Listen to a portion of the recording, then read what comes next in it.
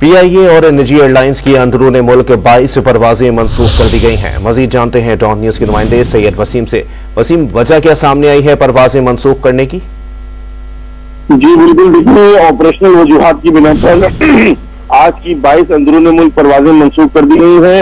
कोयटा के लिए पीआईए और निजी एयर की 8 परवाजें मंसूख की गई हैं। एविएशन जराये का बताना है कि न सिर्फ कोयटा के लिए बल्कि पीआईए की कराची कोयटा की जो परवाजें PK 310 311 वो भी आज ऑपरेट नहीं होंगी। लाहौर इस्लामाबाद से कोयटा की PK 322 323 325 326 भी मंसूख कर दी गई है। इस्लामाबाद और कोयटा के लिए निजी एयर की परवाज ER 541 और 542 भी मंसूख कर दी गई है। पीआईए कराची गवादर की परवाजें भी जिनमें PK 503 504 भी मंसूख कर दी गई है। कराची इस्लामाबाद PK 300 301 और ER 502 503 और 504 भी मंसूख कर दी गई है।